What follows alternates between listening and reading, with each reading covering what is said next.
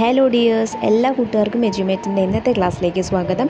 ഇന്ന് നമ്മൾ എടുക്കുന്നത് 5ാം ക്ലാസ്സിലെ കേരള പാഠാവലിയിലെ 2ാമത്തെ യൂണിറ്റായ കാണാ കാഴ്ചകൾ എന്നതിലെ അനന്തവിഹായസിലേക്ക് എന്ന പാഠമാണ്. ഇതിൻ്റെ 2ാം പാർട്ടാണ് നമ്മളിന്ന് എടുക്കുന്നത്. അതായത് ചോദ്യോത്തരങ്ങളാണ് നമ്മളിന്ന് ചെയ്യുന്നത്. ഇതിൻ്റെ ആദ്യ പാർട്ട്, അതായത് പാഠവായനയും അതിൻ്റെ വിശദീകരണവും എല്ലാം അടങ്ങുന്ന വീഡിയോ നമ്മൾ കഴിഞ്ഞ ക്ലാസ്സിൽ അപ്ലോഡ് ചെയ്തിട്ടുണ്ടായിരുന്നു. കാണാത്ത കൂട്ടുകാർക്ക് വേണ്ടിയിട്ട് അതിൻ്റെ ലിങ്ക് ഞാൻ ഡിസ്ക്രിപ്ഷൻ ബോക്സിൽ കൊടുത്തേക്കാം, കണ്ടു നോക്കുക. ചാനൽ ആദ്യമായി കാണുന്ന കൂട്ടുകാരാണെങ്കിൽ ഒന്ന് സബ്സ്ക്രൈബ് ചെയ്ത് സപ്പോർട്ട് ചെയ്യാനും അതുപോലെ തന്നെ നിങ്ങളുടെ കൂട്ടുകാരിലേക്കൂടെ ഷെയർ ചെയ്ത് കൊടുക്കാനും മറക്കല്ലേ. അപ്പോൾ ശരി, നമുക്ക് നേരെ ക്ലാസ്സിലേക്ക് കടക്കാം. വായിക്കൂ, കണ്ടെത്തൂ. ചോദ്യം 1. ഈ അസുലഭ നിമിഷത്തിൽ എന്താണ് പറയേണ്ടത് എന്ന് എനിക്ക് അറിഞ്ഞുകൂടാ. ഏത് സാഹചര്യത്തിലാണ് യൂറി ഗഗാറിൻ ഇങ്ങനെ പറഞ്ഞത്? ഉത്തരം: ലോകത്തിലെ തന്നെ ആദ്യത്തെ ബഹിരാകാശ യാത്രികനാവാൻ പോവുകയായിരുന്നു യൂറി ഗഗാറിൻ.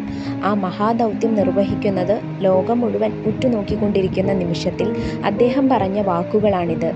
ബഹിരാകാശ വാഹനം പുറപ്പെടാൻ നേരം പത്രക്കാരോടും റേഡിയോ മാധ്യമങ്ങളോടുമായാണ് അദ്ദേഹം ഈ വാക്കുകൾ പറഞ്ഞത്.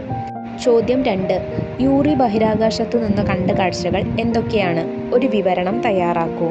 ഉത്തരം: ഭൂമിയിൽ നിന്ന് യൂറിയയും വഹിച്ചുകൊണ്ട് ബഹിരാകാശ വാഹനം ആകാശത്തിലേക്കുയർന്നു.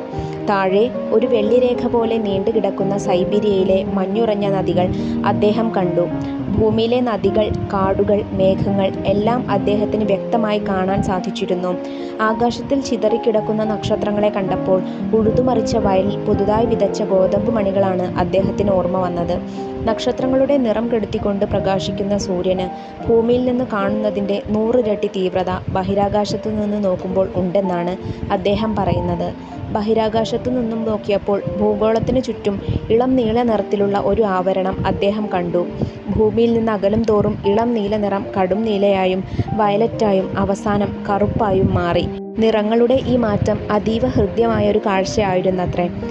ബഹിരാകാശ വാഹനം സൂര്യനെതിരായ ഭാഗത്തേക്ക് പ്രവേശിച്ചപ്പോൾ സൂര്യൻ്റെ തീവ്രപ്രകാശത്തിന് പകരം ചുറ്റിലും കനത്ത ഇരുട്ടായി. അല്പസമയത്തിന് ശേഷം ബഹിരാകാശ വാഹനം ഭൂമിയുടെ നിഴലിൽ നിന്ന് പുറത്തു വന്നപ്പോൾ വീണ്ടും അവർക്ക് വെളിച്ചത്തിൻ്റെ മഹാപ്രവാഹം അനുഭവപ്പെട്ടു. വിവിധ വർണ്ണങ്ങളുടെ ഈ സംഗമം ഒരു ക്യാൻവാസ് ചിത്രത്തെ ഓർമ്മിപ്പിക്കുന്നതായി യൂറി ഗഗാറിന് തോന്നി. ചോദ്യം 3. ആദ്യ ബഹിരാകാശ യാത്രികനാവണമെന്നാവശ്യപ്പെട്ടപ്പോൾ എനിക്കുണ്ടായ വികാരങ്ങൾ എന്തൊക്കെയായിരുന്നു എന്ന് വിവരിക്കാൻ കഴിയുന്നില്ല. എന്തൊക്കെ വികാര വിചാരങ്ങളായിരിക്കും അപ്പോൾ ഗഗാറിനുണ്ടായിട്ടുണ്ടാവുക? ഉത്തരം: ആദ്യ ബഹിരാകാശ യാത്രികനാവണമെന്ന് പറഞ്ഞപ്പോൾ അദ്ദേഹത്തിന് വളരെയധികം സന്തോഷവും അതിലേറെ അഭിമാനവും തോന്നിയിട്ടുണ്ടാവാം. എന്നാൽ ഈ സന്തോഷത്തിലും ഈ ലോകം മുഴുവൻ ഉറ്റുനോക്കുന്ന വലിയൊരു ദൗത്യമാണല്ലോ താൻ ഏറ്റെടുക്കുന്നത് എന്നൊരു ഉത്തരവാദിത്ത ഭാരവും അദ്ദേഹത്തിൽ ഉണ്ടായിരുന്നു. യൂറിയെ സംബന്ധിച്ചിടത്തോളം ബഹിരാകാശ യാത്ര അദ്ദേഹം ഏറെ ആഗ്രഹിച്ച ഒന്നായിരുന്നു. നക്ഷത്രങ്ങളുടെയും ഗ്രഹങ്ങളുടെയും കൗതുകം നിറഞ്ഞ ആ ലോകത്ത് എത്തിപ്പെടാൻ പോകുമ്പോൾ തീർച്ചയായും അദ്ദേഹത്തിൽ ആ ആകാംക്ഷയും ഉണ്ടായിരുന്നിരിക്കാം. അടുത്ത ചോദ്യം നോക്കിക്കേ. യൂറിയെ സംബന്ധിച്ചിടത്തോളം ഏകാന്തതാബോധം എന്ന അനുഭവമേ ഉണ്ടായില്ല. ഈ സന്ദർഭത്തിൽ യൂറിക്ക് പ്രചോദനവും ആശ്വാസവുമാകുന്ന രീതിയിൽ നമുക്കും ഒരു സന്ദേശം തയ്യാറാക്കാം. ഉത്തരം: പ്രിയപ്പെട്ട യൂറി ഗഗാറിൻ, താങ്കൾ ഇന്ന് കേവലം ഒരു വ്യക്തി മാത്രമല്ല, ലോകത്തിലെ ഓരോ മനുഷ്യരുടെയും പ്രതീക്ഷയും പ്രത്യാശയുമാണ്. ശാസ്ത്രം കൈവരിക്കുന്ന ഏറ്റവും വലിയ ചരിത്രത്തിൻ്റെ സാക്ഷാത്കാരിയാവുകയാണ് താങ്കൾ. യൂറി, നിങ്ങളുടെ ഈ ധൈര്യവും ആത്മവിശ്വാസവും ഉത്തരവാദിത്ത ബോധവും വരും തലമുറയ്ക്ക് കൂടി പ്രചോദനമാവട്ടെ. ശുഭയാത്ര നേരുന്നു. അടുത്ത ചോദ്യം നോക്കിക്കേ. താഴെ കാണുന്നത് സൈബീരിയയിലെ മഹാനദികളാണ് എന്നതിനു പകരം താഴെ വെള്ളിരേഖ പോലെ നീണ്ടുകിടക്കുന്നത് സൈബീരിയയിലെ മഞ്ഞുറഞ്ഞ മഹാനദികളാണ് എന്ന് പ്രയോഗിച്ചിരിക്കുന്നു. ഇത് സന്ദർഭത്തിന് കൂടുതൽ ഭംഗി നൽകുന്നുണ്ടോ? ഇത്തരം പ്രയോഗങ്ങൾ പാഠഭാഗത്തു നിന്ന് കണ്ടെത്താം. അവയുടെ പ്രത്യേകതകൾ ചർച്ച ചെയ്യും. ഉത്തരം: സൈബീരിയയിലെ നദികൾ എന്ന് പറയാതെ വെള്ളിരേഖ പോലെ നീണ്ടുകിടക്കുന്ന മഞ്ഞുറഞ്ഞ നദികൾ എന്ന് പറയുന്നതിലൂടെ ആ നദികളെ വർണ്ണിച്ചിരിക്കുകയാണ് ചെയ്യുന്നത്. വായിക്കുമ്പോൾ ആ നദികളുടെ ഭംഗി നമ്മുടെ കണ്ണുകളിലേക്ക് കൊണ്ടുവരാൻ ഈ പ്രയോഗത്തിന് കഴിഞ്ഞിരിക്കുന്നു. ഇത്തരത്തിലുള്ള മറ്റു പ്രയോഗങ്ങൾ നോക്കാം. ആകാശത്തിൻ്റെ അനന്തവിശാലതയിൽ ചിതറിക്കിടക്കുന്ന നക്ഷത്രങ്ങളെ കണ്ടപ്പോൾ ഉഴുതുമറിച്ച വയലിൽ പുതുതായി വിതച്ച ഗോതമ്പ് മണികളാണ് യൂറിക്ക് ഓർമ്മ വന്നത്. ഓറഞ്ച് നിറമുള്ള ചക്രവാളത്തിൽ റോറിച്ചിൻ്റെ ക്യാൻവാസ് ചിത്രങ്ങളെ അനുസ്മരിപ്പിക്കുന്ന മട്ടിൽ വിവിധ വർണ്ണങ്ങളുടെ മത്സരക്കളി.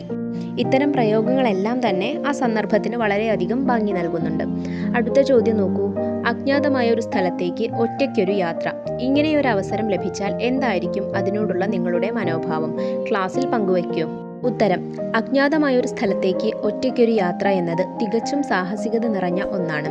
മറ്റാരുടെയും ഇടപെടലുകളോ അഭിപ്രായങ്ങളോ ഇല്ലാതെ നമ്മുടേതായ ഒരു ലോകത്ത് കുറച്ച് സമയം തനിയെ പങ്കിടുക എന്നത് വളരെ നല്ലൊരു കാര്യമാണ്.